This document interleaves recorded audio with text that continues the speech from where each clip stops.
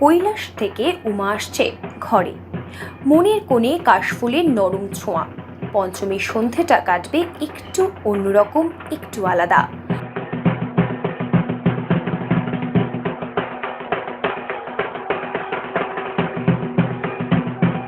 এদিনের জন্য আপনি আর আপনার কন্যা বেছে নিতেই পারেন হলুদের সঙ্গে গোল্ডেন কাজ করা সিল্কের লং গাউন।